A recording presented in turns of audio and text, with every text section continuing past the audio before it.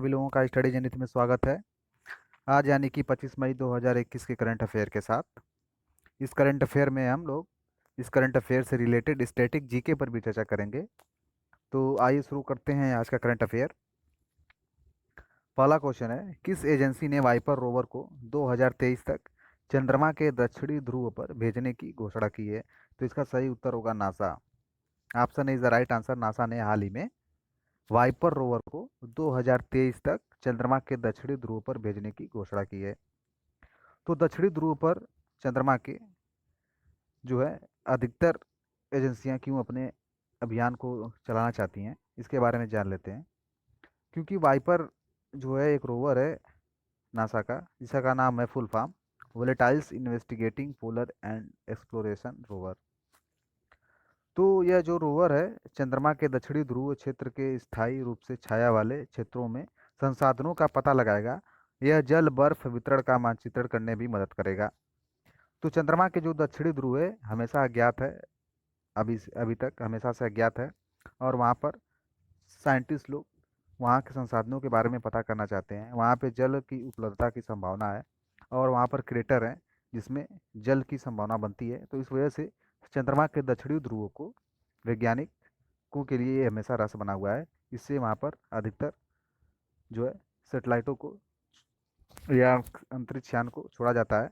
अभी जो है चाइना इसको पहले कर चुका है, दक्षिणी ध्रुव पर छोड़ चुका है। उसके बाद है अमेरिका प्लान बना रहा है कि वो दक्षिणी ध्रुव पर अपने रोवर को उतारेगा। तो आते हैं नेक्स्ट क्वेश्चन पर। नेक्स्ट क्वेश्चन है हमारा, किस संस्था ने 50 बिलियन अमेरिकी डॉलर की वैश्विक टीकाकरण योजना का प्रस्ताव रखा है? तो इसका सही उत्तर होगा अंतर्राष्ट्रीय मुद्रा कोष IMF। जो IMF ने हाल ही में 50 बिलियन अमेरिकी डॉलर की वैश्विक टीकाकरण योजना का प्रस्ताव रखा है। तो ये क्यों रखा है ऐसा? क्योंकि वह अधिकतर जनसंख्या को टीकाकरण देना चाहता है, लगाना चाहता है। और 2021 के अंत तक वैश्विक आबादी का लगभग 40% और 2022 की पहली छमाही तक कम से कम 60% आबादी को कवर करना चाहता है। तो वह WHO और गावी विश्व स्वास्थ्य संगठन और global alliance for vaccinisation and immunisation के साथ मिलकर यह काम को करेगा। तो IMF के बारे में जान लेते हैं। अंतर्राष्ट्रीय मुद्रा कोष, इसमें 190 देश हैं IMF में और हेडक्वार्टर जो है वाशिंगटन DC में है। वाशिंगटन DC में इसका मुख्यालय है जो अमेरिका की राजधानी भी है। क्रिस्टलिनिया जॉर्जिवा जो है अध्यक्ष हैं और स्थापना जो है IMF की 1944 में हुई थी। तो ये कुछ फैक्ट हैं इस क्वेश्चन से रिलेटेड। तो आते हैं अपने नेक्स्ट क्वेश्चन पर। हमारा नेक्स्ट क्वेश्चन है, national mobile monitoring software NMMS app और एरिया ऑफिसर मॉनिटरिंग ऐप किस मंत्रालय द्वारा लॉन्च किया गया है? तो इसका सही उत्तर हुआ ग्रामीण विकास मंत्रालय। तो ग्रामीण विकास मंत्रालय द्वारा यह ऐप को लॉन्च किया गया है, NMMS और एरिया ऑफिसर मॉनिटरिंग ऐप। तो इस काम क्या करेगा NMMS? तो यह महात्मा गांधी नरेगा स्थलों पर श्रमिकों की वास्तविक समय पर उपस्थिति दर्ज करने के लिए NMMS ऐप जो है मदद करेगा। तो इसलिए ये लॉन्च किया गया है। और दूसरा जो है अधिकारियों से संबंधित है, जो अधिकारियों को अपने निष्कर्षों को ऑनलाइन रिकॉर्ड करने की सुविधा के लिए इस ऐप को लॉन्च किया गया है। तो किसके द्वारा लॉन्च किया गया है? तो ये है ग्रामीण विकास मंत्रालय। तो आते हैं नेक्स्ट क्वेश्चन पर। नेक्स्ट क्वेश्चन हमारा, किस राज्य सरकार ने संजीवनी योजना शुरू करने की घोषणा की है? तो इसका सही उत्तर होगा हरियाणा सरकार। तो हरियाणा सरकार ने संजीवनी योजना शुरू करने की घोषणा की है। तो इसके बारे में जान लेते हैं, संजीवनी योजना आखिर है क्या। तो यह ग्रामीण क्षेत्रों में रहने वाले लोगों को कोविड-19 के हल्के से मध्यम लक्षणों वाले लोगों के लिए घर पर पर्यवेक्षण और तुरंत चिकित्सा देखभाल प्रदान करेगी। इस पहल में जो है महत्वपूर्ण संसाधनों जैसे एम्बुलेंस ट्रैकिंग, ऑक्सीजन की आपूर्ति, अस्पताल के बिस्तरों की उपलब्धता के अलावा घर घर जागरूकता अभियान का प्रबंधन करने के लिए एक एकीकृत कमान और नियंत्रण केंद्र शामिल है। तो ये हरियाणा का मैप है, हरियाणा का मैप जो अपनी सीमा को राजस्थान पंजाब इधर राजस्थान और इधर उत्तर प्रदेश और उत्तराखंड और हिमाचल प्रदेश से साझा करता है। तो हरियाणा के मुख्यमंत्री मनोहर लाल खट्टर हैं। मनोहर लाल खट्टर जो हैं हरियाणा के मुख्यमंत्री हैं। राज्यपाल सत्यदेव नारायण आर्य। सत्यदेव नारायण आर्य जी जो हैं हरियाणा के राज्यपाल हैं। हरियाणा की राजधानी चंडीगढ़ है। तो आते हैं नेक्स्ट क्वेश्चन पर। हमारा नेक्स्ट क्वेश्चन है, हाल ही में किस देश ने ब्रिक्स खगोल विज्ञान कार्य समूह की 7वीं बैठक की मेजबानी की है? तो इसका सही उत्तर होगा Bharat. Option C is the right answer. Bharat ने हाल ही में ब्रिक्स खगोल विज्ञान कार्य समूह की 7वीं बैठक की मेजबानी की है। तो ब्रिक्स में कौन कौन देश हैं? जैसे ब्राज़ील, रसिया, इंडिया, चाइना और साउथ अफ्रीका। 2001 में 2001 में जो है सभी देश के सर्वोच्चतम नेता बैठकर इस ब्रिक्स के नाम पर डिसाइड कर रहे थे। तो उसमें कौन कौन देश शामिल थे? ब्राज़ील, रसिया, इंडिया और चाइना। और 2006 में ये बनकर ब्रिक्स के नाम से जाना जाने लगा इसे। और 2010 में साउथ अफ्रीका शामिल हो गया इस ब्रिक्स में। तो इसका नाम हो गया ब्रिक्स। टोटल BRICS ब्रिक्स हो गया 2006 में। ये इसका नाम ब्रिक्स हो गया।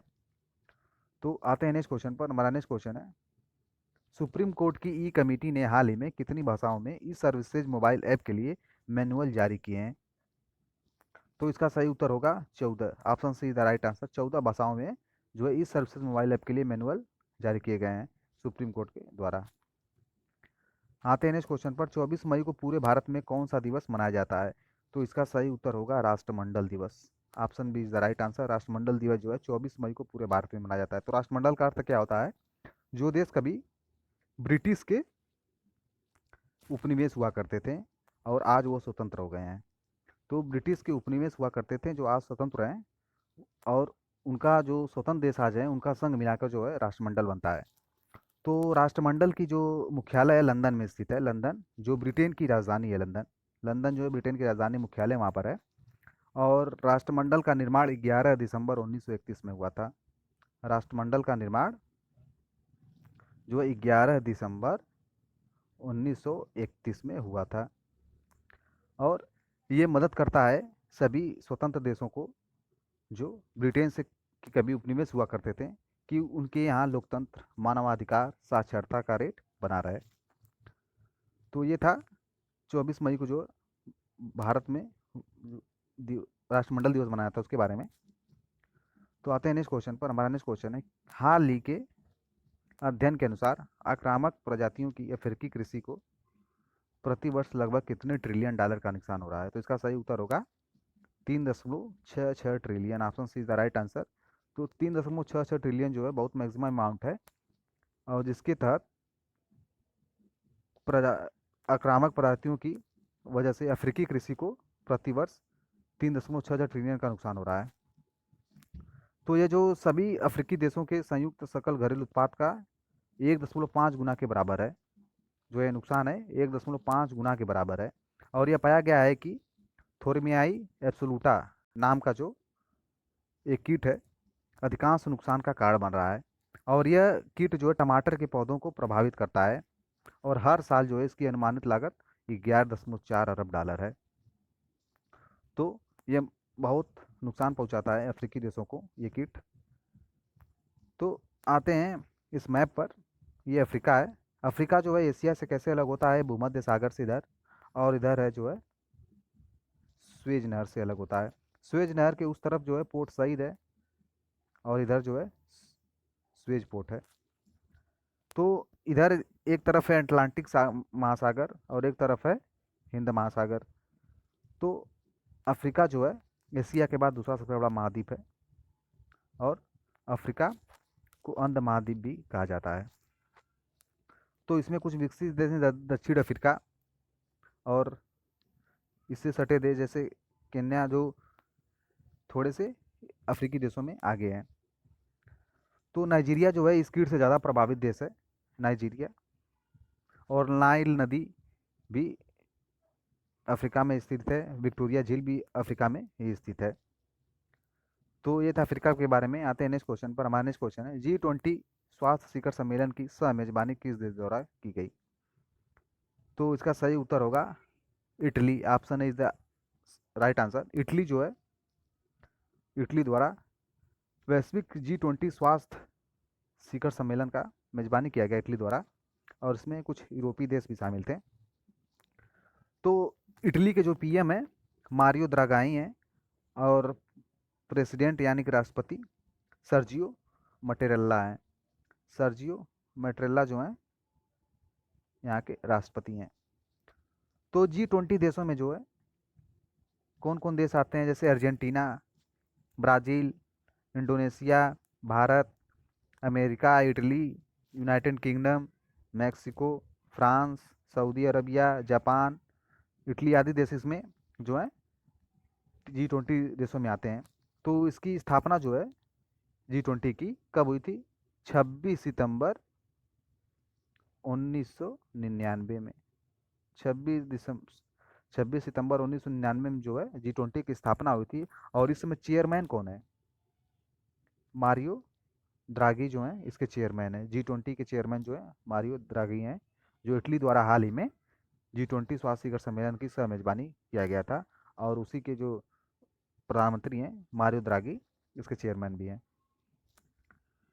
तो इस शिखर सम्मेलन ने कोविड-19 महामारी को दूर करने में एजेंडे को अपनाया, और इसने रोम डिक्लेरेशन ऑफ प्रिंसिपल को विकसित करने और उसका समर्थन करने का भी निर्णय किया।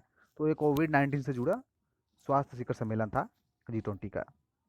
आते हैं नेक्स्ट क्वेश्चन पर। नेक्स्ट क्वेश्चन है, हाल ही में किस देश की वेधशाला ने गामा कीड़ों के स्रोतों का पता लगाया है? तो इसका सही उत्तर होगा चीन। Option B is the right answer. चीन की वेधशाला ने हाल ही में गामा कीड़ों के स्रोतों का पता लगाया है। तो इसके बारे में थोड़ा जान लेते हैं। लासो LHASSO यह ब्रह्मांडीय कीड़ा वेधशाला ने, ये चाइना की एक वेधशाला है, इन्होंने अल्ट्रा हाई ऊर्जा फोटान के 12 स्रोतों के खोज की है। तो इसने 1.4 पेटा इलेक्ट्रॉन वोल्ट के ऊर्जा स्तर वाले एक फोटान का भी पता लगाया है। ये सभी स्रोत जो हैं आकाशगंगा में स्थित हैं, और इसे 0.3 डिग्री से अधिक सटीकता के साथ मापा जा सकता है। तो ये चाइना है। चाइना चाइना की राजधानी जो है बीजिंग है, और चाइना के राष्ट्रपति जो हैं सी। हाल ही में किस भारतीय मुक्केबाजी के पहले द्रोणाचार्य विजेता का निधन हो गया है? तो इसका सही उत्तर होगा OP Bhardwaj. Option C is the right answer. OP Bhardwaj जो हैं उनका हाल ही में निधन हो गया, जिन्हें पहला द्रोणाचार्य विजेता का पुरस्कार मिला था। तो आते हैं नेक्स्ट क्वेश्चन पर। हमारा नेक्स्ट क्वेश्चन है, हाल ही में आरबीआई के इनोवेशन हब के सीईओ के रूप में किसे चुना गया है? तो इसका सही उत्तर होगा Rajesh Bansal. Option c the right answer. Rajesh Bansal ji को हाल ही में आरबीआई के इनोवेशन हब के सीईओ के रूप में चुना गया है। तो आरबीआई का फुल फॉर्म होता है रिजर्व बैंक ऑफ इंडिया। इसकी स्थापना जो है 1935 के एक्ट के तहत हुई थी, रिजर्व बैंक ऑफ इंडिया की। और प्रारंभ इसका कार्यालय कोलकाता में था, और बाद में इसे स्थायी रूप से मुंबई में स्थानांतरित कर दिया गया। शक्तिकांत दास जी वर्तमान में गवर्नर है आरबीआई के। तो ये जो है आधार के संस्थापक टीम के सदस्य भी रह चुके थे, और इन्होंने KYC नो योर कस्टमर को बनाने में महत्वपूर्ण भूमिका भी निभाई थी। तो आते हैं नेक्स्ट क्वेश्चन पर। नेक्स्ट क्वेश्चन है, वर्ल्ड ऑफ डांस के लिए 10वें वार्षिक वर्ल्ड कोरियोग्राफी अवार्ड्स 2020 का खिताब किसने जीता है? तो इसका सही उत्तर होगा Suresh Mukund. Suresh Mukund is the right answer. Option है ये हैं सुरेश मुकुंद, जिन्होंने हाल ही में वर्ल्ड ऑफ डांस के लिए 10वें वार्षिक वर्ल्ड कोरियोग्राफी अवार्ड 2020 का खिताब जीता है। तो ये था आज का करंट अफेयर। अगर आप हमारे करंट अफेयर का PDF पाना चाहते हैं तो दिए गए डिस्क्रिप्शन लिंक में जाकर उसका PDF पा सकते हैं। और डेली करंट अफेयर हम अपने इसी चैनल पर प्रोवाइड करते हैं। तो धन्यवाद आप सभी लोगों का हमारे साथ बने रहने के लिए। Thank you.